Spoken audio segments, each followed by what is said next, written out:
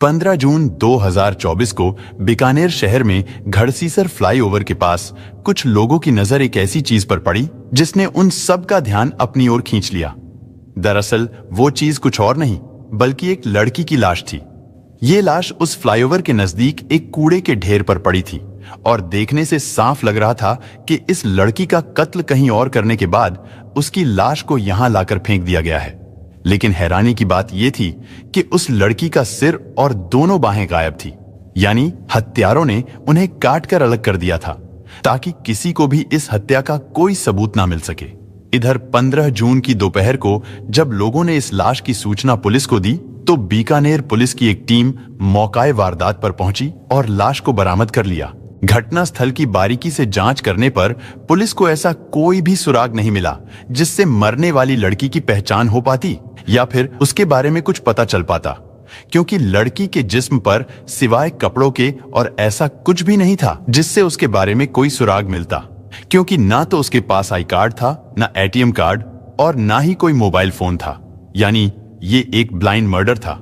लेकिन उस लड़की की लाश पर जो कपड़े थे वो ब्रांडेड थे और इस ब्रांड के कपड़ों का शोरूम या तो जोधपुर में था या फिर जयपुर में था। और इस हिसाब से अगर देखा जाए तो उस लड़की का जोधपुर या जयपुर से कोई ना कोई कनेक्शन जरूर था। लेकिन सिर्फ कपड़ों के ब्रांड से लड़की की पहचान का पता लगाना बहुत मुश्किल काम था। इसके बाद पुलिस ने आनन फानन में इस केस की जांच के लिए अपने सीनियर अफसरों को मिलाकर एक एसआईटी का गठन किया।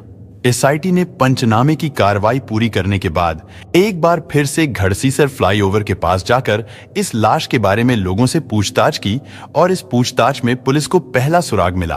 पुलिस को फ्लाईओवर के पास एक ऐसा लड़का मिला जिसने पहली बार इस लाश को देखा था, लेकिन तब उसने इस पर ज्यादा ध्यान नहीं दिया था क्योंकि उसे लगा था कि शायद ये लाश किसी जानवर की है।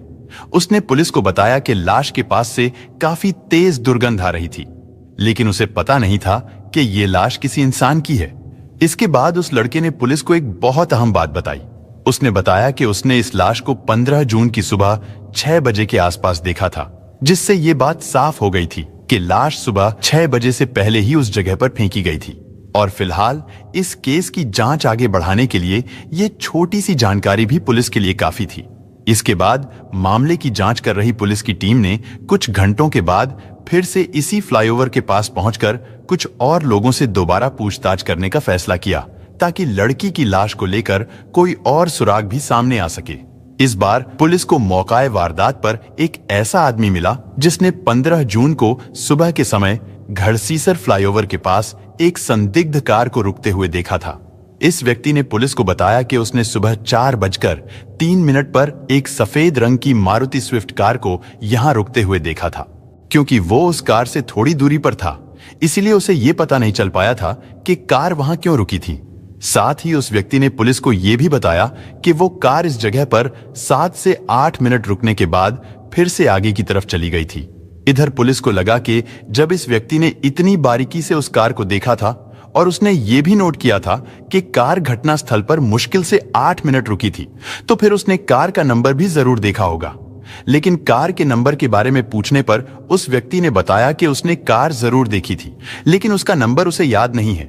फिर भी उसने इतना तो जरूर बता दिया था कि वो कार बीकानेर नंबर की नहीं थी, यानी वो राजस्थान के किसी दूसरे शहर में रजिस्टर्ड कोई कार थी। अब पुलिस ने यह पता लगाने की कोशिश की कि वो कार किस तरफ से आई थी जिससे उस लाश को फेंके जाने का शक था। घड़सीसर फ्लाईओवर के पास से एक सड़क घड़सीसर की तरफ जाती है तो दूसरी सड़क नोखा की ओर जाती है। इसके बाद कार की सही दिशा का पता लगाने के लिए पुलिस ने आसपास की दुकानों और मकानों में लगे सीसीटीवी कैमरों को खंगालना शुरू किया, क्योंकि पुलिस को कार का नाम, उसका रंग और यहां तक कि कार की टाइमिंग भी पता चल चुकी थी। और इन सारी चीजों से पुलिस का काम बहुत आसान हो गया था। गाड़ी 1 घंटे में आती है और 1 घंटे में वापस, मतलब उसी रूट से वापस जोधपुर चली जाती है। तो हमने क्या है कि उस पर्टिकुलर गाड़ी को ट्रेस किया। फिर मैंने वहाँ आने जाने वाले लोगों के बारे में डिटेल प्राप्त की। कोई रात को आया तो नहीं, कोई उस समय जिस समय घटना कारित करके गए उस समय कोई आया नहीं। वहाँ जो बैठने वाले लोग हैं, वहाँ उस खेत के पास में काम करने वाले जो लोग हैं, उनसे भी, जो दिन में काम करते हैं, उनसे भी पूछताछ की। उनमें से किसी ने बताया कि सर स्विफ्ट गाड़ी यहाँ खड़ी थी। जो घटना स्थल है वहाँ स्विफ्ट गाड़ी थी और संभवतः वो बाहर नंबर रोक दिया, हमने ये गौर नहीं किया कि नंबर क्या थे। इसके बाद पुलिस को सीसीटीवी फुटेज से पता चला कि कार घड़सीसर फ्लाईओवर के पास रुकने के बाद नोखा की तरफ आगे चली गई थी।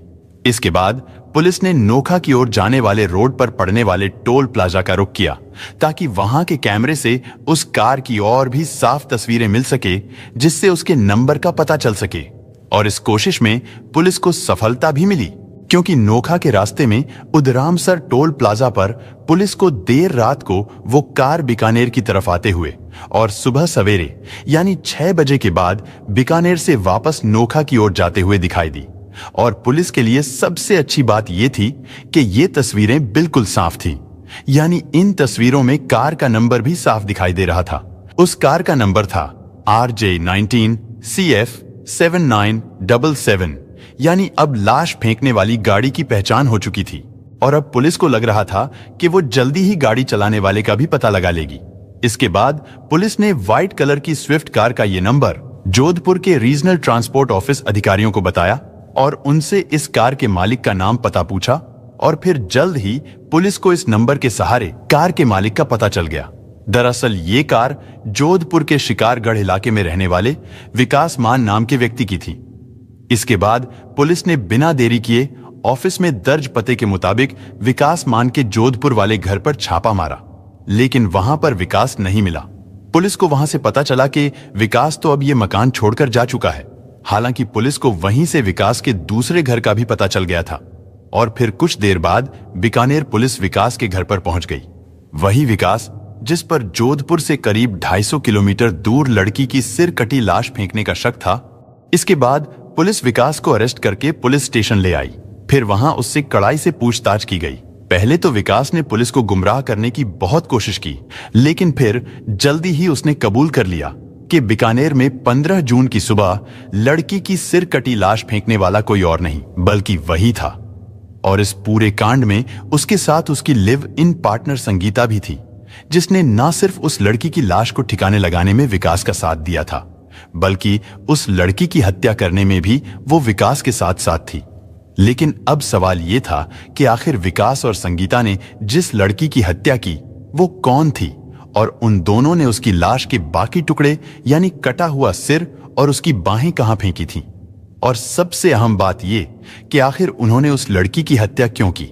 और जब पुलिस पूछताछ में इन सारे सवालों के जवाब का खुलासा हुआ और विकास ने इस हत्या की जो कहानी सुनाई, उसे सुनकर इस मामले की जांच कर रही बीकानेर पुलिस की एसआईटी खुद भी हैरान रह गई। विकास ने पुलिस को बताया कि वो और संगीता पिछले कई सालों से लिव इन पार्टनर्स के तौर पर जोधपुर में रह रहे थे। फिर इस घटना से कुछ समय पहले संगीता की मुलाकात मुस्कान नाम की एक लड़की के साथ हुई। मुस्कान जल्द ही संगीता के साथ साथ विकास की भी दोस्त बन गई और वो उन दोनों के घर जोधपुर में आने जाने लगी। मुस्कान शादीशुदा थी। 34 वर्षीय मुस्कान वैसे तो मूल रूप से नागपुर की रहने वाली थी, लेकिन वो इन दिनों अपने पति मोहम्मद रफीक के साथ पाली में रहती थी। उन दोनों से जान पहचान होने के बाद उसने विकास और संगीता की जिंदगी में दखल देना शुरू कर दिया था, क्योंकि मुस्कान संगीता को अपनी बड़ी बहन मानती थी। इसलिए वो अक्सर संगीता को विकास का साथ छोड़ने के लिए कहती थी, तो कभी वो विकास को संगीता से अलग हो जाने के लिए उकसाती थी। पहले तो विकास और संगीता ने उसे नजरअंदाज किया, लेकिन जब मुस्कान ने उन्हें लिव इन में रहने से मना करते हुए हद से ज्यादा परेशान करना शुरू कर दिया, तो फिर उन दोनों ने मिलकर मुस्कान की हत्या करने का प्लान बनाया। इसके बाद 14 जून 2024 को उन दोनों ने मुस्कान को अपने साथ एक मकान देखने जाने के लिए बुलाया और जैसे ही मुस्कान उनके पास आई तो विकास और संगीता उसे लेकर जोधपुर से बीकानेर की ओर निकल गए। वो दोनों मुस्कान को मारना चाहते थे, लेकिन मुस्कान को इसकी भनक भी नहीं थी। इसके बाद रास्ते में एक सुनसान जगह पर विकास ने कार रोकी और उन दोनों ने धोखे से मुस्कान को दबोच लिया। उन्होंने कार के अंदर ही मुस्कान की गला घोंटकर हत्या कर दी। पहले कुछ दिनों में हमें कोई क्लू नहीं मिला। आगे जाके हमारे टीम के एसआईटी के ही सदस्य हेड कांस्टेबल हेतराम और कांस्टेबल शिवराज के एक इनपुट से हमें एक संदिग्ध गाड़ी आइडेंटिफाई हुई। उस संदिग्ध गाड़ी आइडेंटिफाई करके हम मेन मुलजिम तक पहुंचे। विकास मान और संगीता नाम के ये 2 मुलजिम थे जो जोधपुर से इस मृतका को अपने साथ पीलीबंगा कहकर ले जाने के लिए आए थे। मृतका मुस्कान नाम के एक लेडी के रूप में आइडेंटिफाई हुई, जो संगीता को अपनी मुंह बोली बहन मानती थी। अब मुस्कान का कत्ल हो चुका था, लेकिन अब उन दोनों के सामने मुस्कान की लाश को ठिकाने लगाना एक बड़ा चैलेंज था। काफी सोच विचार करने के बाद उन्होंने तय किया कि वो लोग मुस्कान की लाश को 3 अलग अलग हिस्सों में काटकर 3 अलग अलग शहरों में ठिकाने लगाएंगे, ताकि पुलिस के लिए लाश का पता लगाना नामुमकिन हो जाए।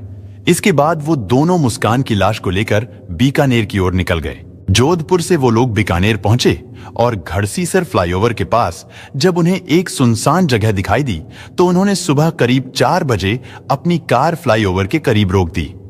इसके बाद वो दोनों मुस्कान की लाश को लेकर कूड़े के ढेर तक पहुंचे और फिर वहां पर मात्र 8 मिनट में विकास ने गंडासे से मुस्कान का सिर काटकर अलग कर दिया, क्योंकि मुस्कान के दोनों हाथों पर भी टैटू बने हुए थे। इसलिए उसकी पहचान को छिपाने के लिए उन्होंने उसकी दोनों बाहें भी काटकर जिस्म से अलग कर दी। इसके बाद जब उन दोनों को लगा कि अब लाश की पहचान नहीं हो सकती, तो फिर उन दोनों ने वो सिर कटी लाश वहीं पर छोड़ दी और एक बोरी में उसका सिर और दोनों कटी हुई बाहें भरकर वापस अपने साथ जोधपुर लेकर आ गए। इसके बाद उन दोनों ने अपने प्लान को थोड़ा चेंज कर लिया था। उन्होंने 3 शहरों की जगह 2 शहरों में ही लाश के टुकड़े फेंकने का फैसला किया। उन दोनों के पास अब भी मुस्कान का कटा हुआ सिर और उसकी दोनों बाहें पड़ी थीं। इसके बाद उन्होंने मौका पाकर 15 जून को ही लोगों की नजरों से बचते बचाते जोधपुर के 5 बत्ती चौराहे के पास एक गंदे नाले में मुस्कान का सिर और उसकी बाहें फेंक दी। इसके बाद वो दोनों आराम से अपने घर वापस आ गए।